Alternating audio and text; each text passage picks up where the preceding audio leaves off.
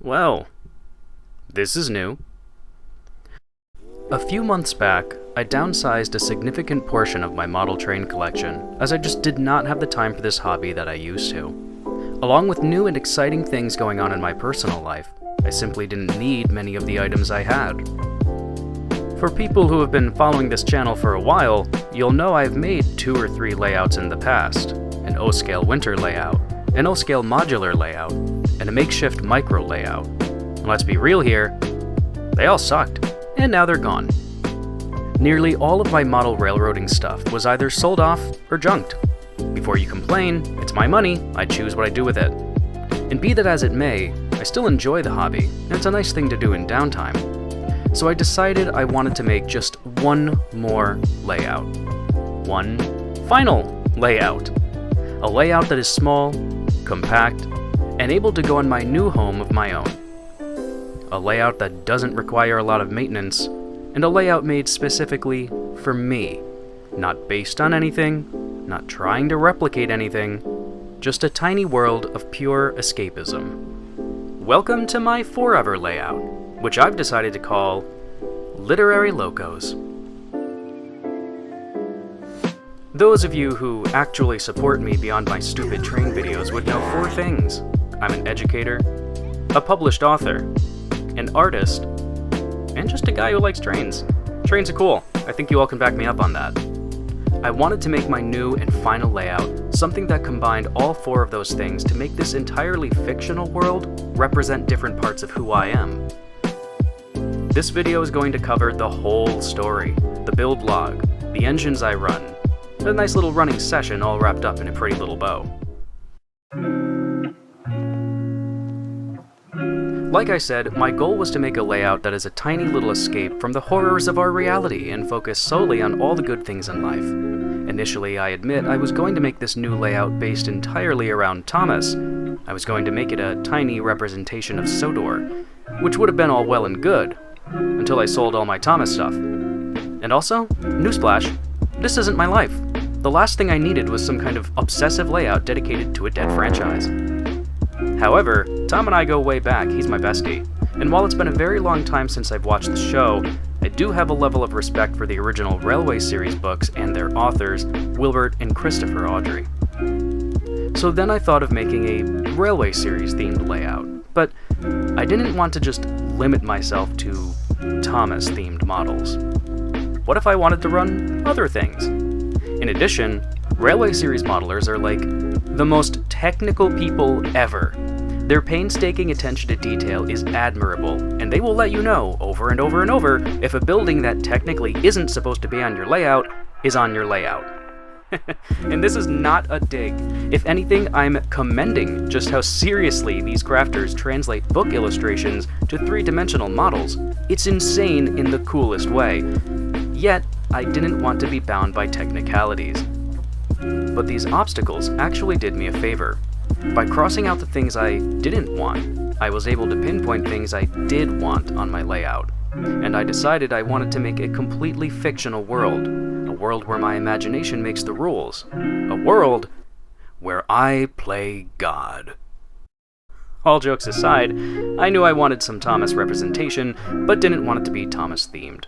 I knew I wanted to create a world and not model a real one so I could make the rules. And most importantly, I knew I wanted this layout to incorporate things from my life that I love.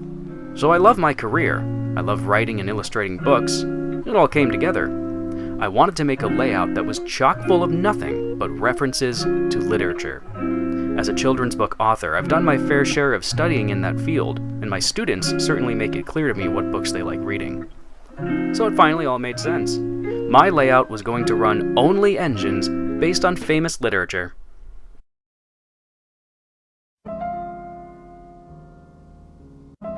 With my theme in mind, now it was time for research. Are there even models of trains from books? Surely there has to be. And whatever scale I find the most models in, well, that's the scale I'm going to use. Let's see, well, I know Lionel makes the Polar Express in a variety of scales. I hate Harry Potter, but I feel the stupid train is pretty synonymous with literature. And Thomas exists in every scale under the sun. Well, this should be easy. The scale I'll use will be... Yeah, This was actually the part I was hung up on the longest. I eventually decided on O scale. Surprise, surprise. I already have a bunch of track, a bunch of buildings, and Lionel makes entry-grade starter sets for Thomas, Polar, and Hogwarts, and I already own them all. But we've got a problem here. One train's American, one train is British, and the other is bright blue. How in any way is this realistic? Well, it's not. Remember, my modeled world is entirely fictional. You know those little theme park trains where they're low-key based on these cartoonish designs where nothing really makes sense? Yeah, that's essentially what my layout will kind of be. A small, gimmick railroad built only for tourists where, in universe, the people who made the line built the engines themselves. And while they do vary in regional design, they aren't actually real trains. Just steam-powered ride-on trains. Let's keep it cute, okay?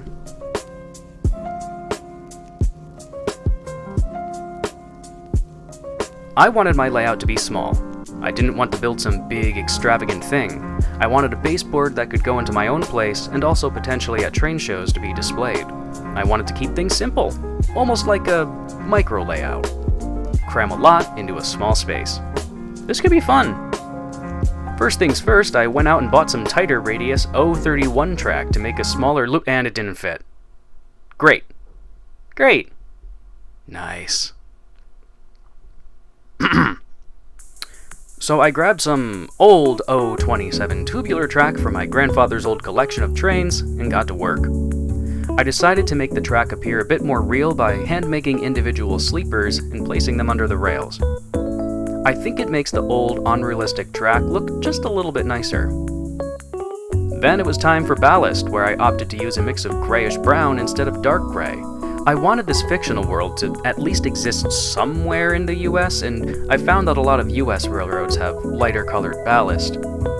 Instead of using materials I used to, like that grass scatter from Woodland Scenics or whatever, I decided I wanted grass mats with real texture. So I spent my moolah on some textured grass mats which I cut up and glued down. Everything on my layout was either nailed onto the board or glued down. If this was going to be my forever layout, I wanted it to look as nice as it could.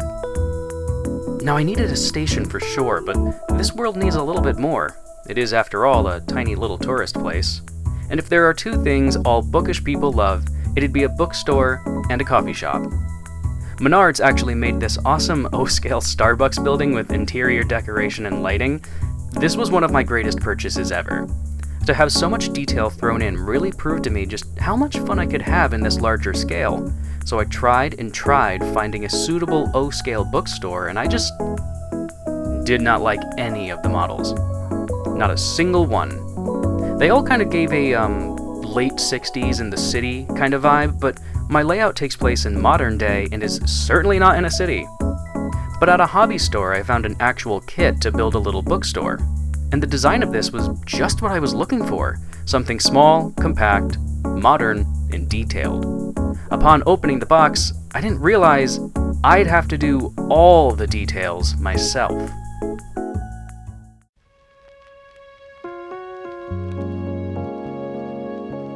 I took a break from the layout to build the bookstore. This was going to be the highlight of the entire layout. It was going to be lighted, decorated, and hand-built by myself. Every piece of furniture was glued by yours truly. The wallpaper was cut, folded, and applied by yours truly. Every part of the ceiling and individual piece that needed to be sanded and glued together, that was me. And every single little book needed to be cut, folded, and glued by hand by yours truly. As I'm sure you can imagine, this took almost an entire summer to build because I wanted this to be the best it could be. I even had some fun and got my partner to print out some different books to go on display. I'd never done modeling this intensive before, and it seriously tested my patience. But in the end, I was proud of it. I was proud to place it on my budding little layout. While at this stage the layout was by no means done, I took the time to test the track and test the trains and make sure everything looked good. And it just didn't. I'm sure you've heard the phrase, but an artist is their own worst critic. And while I know this wasn't necessarily real life, everything just looked a little too toy-like for me. The scaling of the three buildings seemed like not consistent. The Polar Express hung over the rails on the turns, and let's be real here, no matter what railway series styled face I slap on this Lionel Thomas, it will forever be the ugly, badly designed, gross looking Lionel Thomas. It was around this time that I also just wasn't vibing with my decisions. Yes, I made a smaller O-gauge layout, but O-gauge is heavy and expensive, and lugging this around to a new home and to train shows would just be annoying. And, to top it all off, I hate Harry Potter. Like, I never liked the books or movies as a kid, and, this modeled world is my world, and in my world, we don't support racist, transphobic pieces of garbage. So, I threw the layout away. Seriously. I took off the track, the buildings, and just threw the entire baseboard in a dumpster. Yeah, it was hard work, but, I just didn't like it. And having to transport this layout in my tiny car just was not viable. It was too big, too bulky, just too much. So, that was the end of my forever layout. Thank you for watching this video. If you enjoyed it, I'd recommend subscribing, and wait! Fooled you! We aren't done yet. But where do we go from here? About 6 months went by after I threw out the layout, and I was beginning to go through a lot of my belongings and do some spring cleaning. I went back to my parents' place, and sitting there in the garage was that old, poorly made and really dumb-looking 00 layout I made during lockdown of 2020. Nearly everything but the track had been ripped off of it, but as I looked at it, I saw potential. I showed it to my partner, who also began to see the vision, and so it was decided. We're gonna do this all over again. I'm gonna make this forever layout, and this time around, I'm gonna make it my way, and make it look the exact way I see it in my head. Switching to HO or 00 or whatever you want to call it was not on my bingo card for 2025, but this board was much smaller, and model trains in this scale are much lighter. More fragile for sure, but you could fit every engine you want in one small box. In 00 scale, I could use my old and rare Hornby Thomas from the early 80s that's deliberately based on the illustrations from the Railway series, making this model of Thomas more authentic to the books than, well, whatever that is. Plus, in this scale, I could get Lionel's HO Polar Express, which isn't amazing, mind you, but it always was a model I intended to get. Still hate Harry Potter, though, so I need a new engine. And I'll admit, I did try looking into if there are any models that are based on or reference Murder on the Orient Express or something, and while I found options, I gotta do more research. Finding a third engine was actually very difficult. It almost made me want to give up on the whole literature theme. But then I saw this silly-looking Peanuts themed train, and you know what? My students love Snoopy. I've always loved Snoopy. I read the old Peanuts comics when I was a kid, and they were passed down to me by family. And 2025 was the 75th anniversary of the Peanuts story, so you know what? Screw it, Snoopy train. My railway, my rules. And so, we begin again. With my 3 literary locomotives, it was time to begin layout work. I decided to rip up the original rails and buy new flex track. This track actually had sleepers already painted brown, as opposed to the toy-like black plastic most model track comes in. I had this little 040 that says paper mill on it, which I thought was very on brand, so I used this little guy to constantly check the curves of my track. I was building a micro layout, which means my curves would be sharp. This thing was very helpful, and ran on the rails like a dream. With my partner's help, we glued down the same green grass mat I used on the old layout and made sure to make these cuts even and straight. But I had to make sure the track wasn't getting in the way of the rails, leaving enough room on the sides for ballast, so Thomas came in to help check the clearance.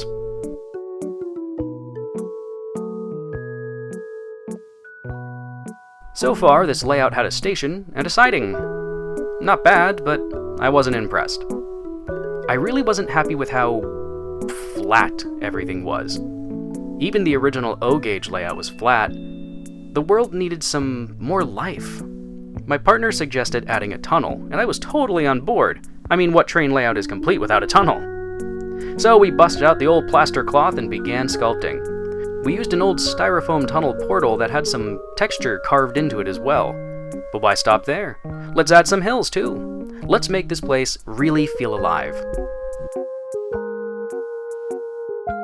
And I'd also like to take the time to point out that while I was doing layout work, my partner went crazy on detail work.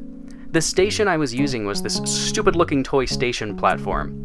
Bestie over here modified it to add railings, fences, some light ballast on the walkway, and gave it a complete repaint. He also suggested to not spend so much money on buildings and hand-make everything, which he did. He customized a completely hand-built Starbucks building sized perfectly for 00, and even added interior detail. And also decided to not make a bookstore, but make a massive, historic-looking public library.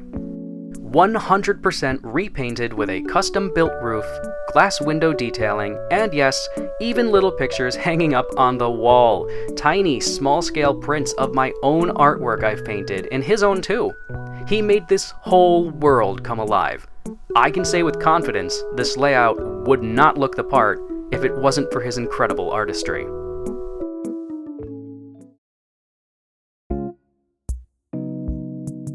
Now came the exciting part, laying down dirt, ballast, grass, and trees. You'll notice we decided to actually spin the layout around. We moved the siding to the other side of the layout, just outside the tunnel. This small siding is where the railway's passenger car can sit for whatever engine to pick up in the morning to pull a new crew of passengers. Again, just adding a little more believability to this tiny little layout. I decided to add a little pond and designate the area just outside the tunnel to be a small park with bushes, benches, and a friendly duck. And I am 99.9% positive you can imagine why I wanted to add a duck pond. The duck pond isn't just painted on, it's actually cured resin to give that shiny, reflective finish like in real life. The park will also have just one little cherry blossom tree to really stand out. After repainting some vintage toy cars to look more detailed, using our Cricut to hand make all the fences and even a crossing gate, the layout was finished. Here, we see the layout in its current form. The backgrounds you see are also hand-painted by my partner, giving us the option of a sunny day or beautiful sunset. While I am calling the layout finished, it's actually not, and it never will be, and I think all modelers understand that. I think we all know a layout is never truly done. I certainly have more ideas of things I'd like to add, working on this every now and then. But now, my bookish little layout lives in my bookish little room. My book nook, if you will.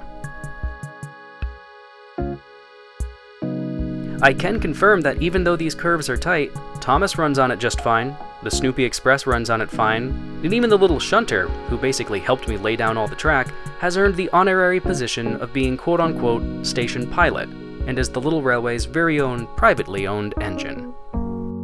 Admittedly, the Polar Express can't make these curves, but you know what, who's to say I won't expand the layout a little bit one day? It can run on a loop of easy track whenever I want to run it, and come on, it does look nice sitting on these rails.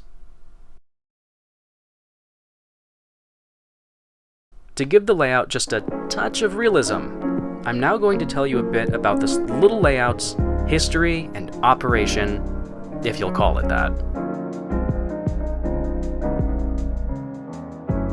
Literary Locos is a privately owned tourist line that functions like a little railway-themed park. The park is located somewhere definitely between the US and the UK, and certainly not in the water. Have fun figuring out where.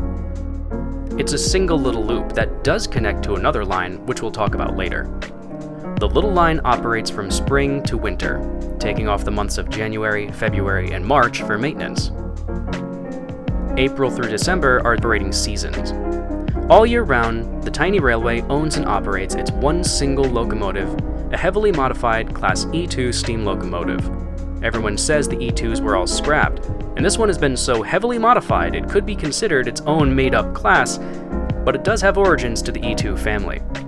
This little locomotive does all the work. It pulls the trains, delivers freight, and goes up the line and back down again. You'll notice Wilson Paper Mills written on its side tanks. Literary Locos is owned by Wilson Paper Mills, which provides service to Gridlock Studios' publishing division. Gridlock Studios publishes books, such as Tales of Tucker the Tugboat, and Wilson Paper Mills provides the paper for the Gridlock publishing house. This little green engine works at the paper mill and travels down the line a few miles to Literary Locos, where it too delivers paper by freight to the bookstore or library. This building is 2 stories tall. The first floor is a library, and the second floor is an independent bookstore where people can purchase books by local authors. To help bring in traffic, Literary Locos brings in what they call visiting locomotives for different operating seasons. These locomotives are all owned by different railroads and companies and only visit the tiny railway. In the fall months, the Snoopy Express takes over for the little shunter and pulls passengers on a small ride around the premises. In the winter months, the Polar Express visits and does the same thing, takes over as that season's operating engine, and pulls special little train rides for visitors. The railway takes a small operational hiatus during the winter and reopens in the spring where the shunter pulls the passengers. And in the summer months, the little engines from the railway series visit the line and pull passenger trains. Unlike Snoopy and Polar, the railway series hosts a multitude of characters, and while Thomas the Tank Engine primarily pulls the summer trains, he's known to bring a few of his friends along with him, such as Bear, the Troublesome Trucks, Duck, and even James, who gets repainted in black as an homage to his literary roots. The summer basically becomes a Thomas takeover. But when these 3 engines aren't visiting, old Wilson is the little guy who keeps everything running. And there you have it, people. I hope you all have enjoyed this very, very long modeling journey. If you, by chance, have found the world of Literary Locos charming, you're in luck. You can keep up to date with the Locos, the operations, and any additions by following the page on Instagram, and only Instagram. Facebook is for boomers, Twitter is a Nazi app, and my time on YouTube is done and over with. Building this layout has been a lot of fun, and while I've made many in my time, all varying in quality, this is one I'm really proud of, and glad will be with me forever in my new base of operations. I've spent many mornings and late nights just grabbing a book off the shelves, reading it in a rocking chair, having music playing, and letting the little engines run around. The vibes are immaculate, especially when the Itty Bitty Kitty Committee knocks down the door to come in. I truly do not care if this layout isn't realistic enough for you. None of the trains on it are real, and they are all from fiction books, so simmer down, rivet counters. My sound advice to you is to either build your own layout or feel the sweet sensation of grass against your hands. You do whatever you want in your life, but don't tell me how to do my hobbies through a screen, you feel?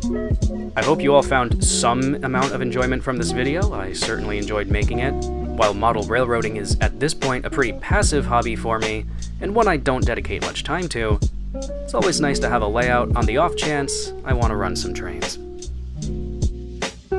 If you enjoyed this video, don't bother subscribing because I'm done making YouTube videos. Instead, go follow the Literary Locos Instagram page for more updates. And hey, if you're a true icon and actually want to support my real literary efforts, buy my children's book, Tales of Tucker the Tugboat. It's on Amazon. I know my fan base. You people have spent hundreds of dollars on blocks of wood with faces, so I guarantee you can spend $12 on a book. It's been real, everyone. Thank you for watching.